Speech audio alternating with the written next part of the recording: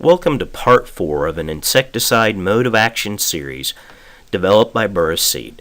This is Matt Montgomery. I'm the sales agronomist here at Burris, and today we're going to talk about neonicotinoids. If you've forgotten what neonicotinoid insecticides are, think about some of our more common insecticide seed treatments. We've started just about every lesson in this series by talking about the nervous system, by reminding you how the nervous system works, and then describing how a specific family of materials messes up the nervous system. We've also started every one of these sessions with a disclaimer, and we'll do so again here. If you have not watched session 1, our primer on how the nervous system works, please stop what you're doing and watch that session first. As with any mode of action topic, be it fungicide, herbicide, or insecticide, this topic can get pretty deep, and we want to make sure you don't feel like you're drinking out of a fire hose. With that, let's get started. Now, as you may remember, the brain initiates a signal that's supposed to tell the insect's body something important that needs to be done. So it will say breathe, or move, or flex your body and pump your blood around. Things that are important for the insect to stay alive. That signal travels down a nerve, but that nerve is actually a series of neurons, nerve cells. Each nerve cell has a gap between it and the next nerve cell. The nerve impulse moves through the cell, across that gap, and onto the next cell until the signal finally reaches its destination. At that point, the insect breathes or moves or flexes its body to move blood around, etc. Now, when we apply an insecticide, we're shutting down that signal that moves from one cell to the next. I guess in effect, we're chemically severing the flow of information down that nerve. The brain says what needs to be done, but the signal never reaches its destination. So the insect dies because its body isn't ever told what needs to be done. Now, how this disruption occurs is linked to how the nerve cell actually works. We previously said that the nerve cell looks like a tree. The branches are the top, where the signal comes in, and those are called dendrites. The trunk, the middle part of the cell through which the signal moves, is called the axon. And then the signal eventually reaches the roots, which we call terminal branches. And here, the electrical signal that's been moving around inside that cell is converted into a chemical signal. Now we're going to run through this quickly so we can get to our topic, but remember that the root of one neuron is butted up against the branches of the next neuron. That little black dot that you see is a chemical key, a chemical signal, and it does what a key should do. The key is intended for a door or a gate in the next neuron, and it will open it. So it inserts itself into the door, and it opens that door. Because the charge inside is different than the charge outside, positively charged sodium particles rush in and change the charge. Now when that happens, the inside of the nerve cell goes from negative to positive, and you've successfully caused this next nerve cell in the line to fire. You've successfully sent the signal to the next neuron in the chain. Now, if the door does not close, that cell will keep firing. So the nervous system releases another chemical that chews up the key. When the key has been metabolized, the doors, the gates shut. The neuron then reverts back to its normal state, a negative charge, and the signal stops firing.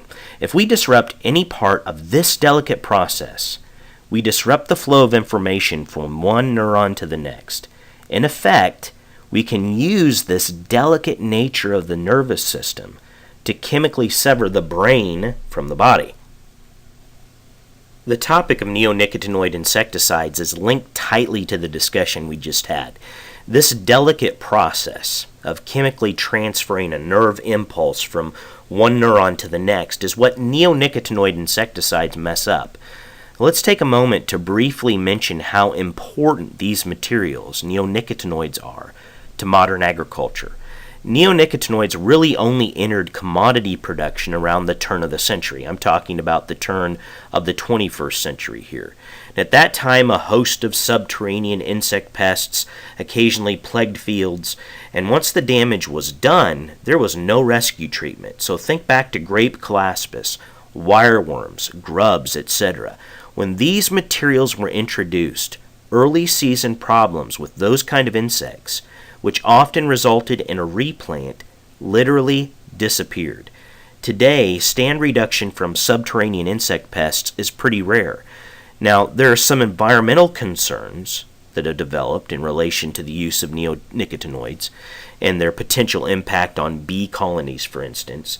So the industry is working on dust-reducing products.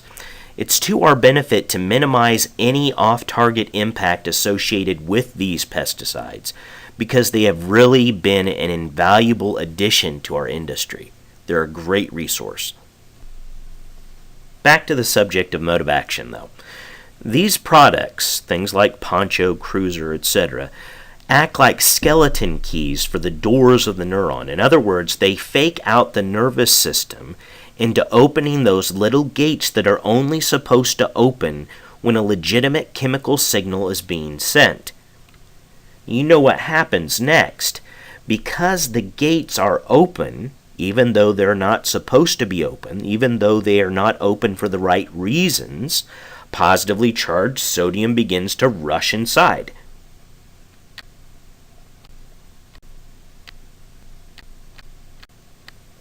The charge changes inside the cell.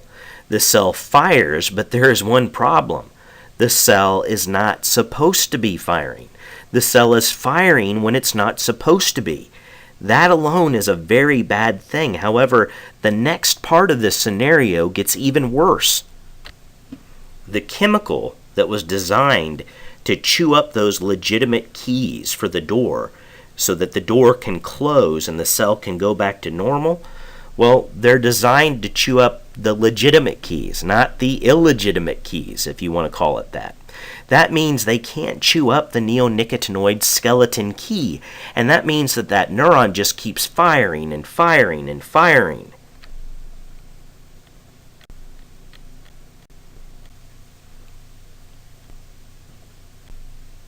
That wasn't enough on its own, though. Did you notice what was also happening while the neuron went crazy like this? A legitimate signal, so this signal to breathe or to move or to flex and pump blood around, was being sent across the gap. When it got to the keyhole in the door of the next neuron, what did it find? It found that the neighboring keyhole was already occupied by this blasted skeleton key. Now it just sits there with no place to go. So let's stop and think about what happened here. The nervous system went crazy when it should not have. It's like the telephone line was full of static, but worse yet, the old skeleton key stopped the transfer of a legitimate signal. It stopped the nerve impulse dead in its tracks. It used different mechanisms to do exactly what we talked about before. It chemically kept the brain from getting information to the body of the insect.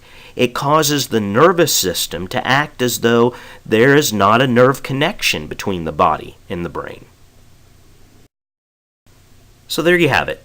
Neonicotinoids, one of the most important, I would say, insecticide families currently at play in production agriculture. We hope you've enjoyed watching today's sessions on these products. Most importantly, we hope you're beginning to realize how delicate these tools actually are. Not only is the nervous system delicate, but the mode of action, how these things work, how these materials work, is delicate too. It's very easy for resistance to develop, and it's therefore critical that we manage these resources. Well, thanks for watching, and stay tuned for more information from Burris Agronomy U.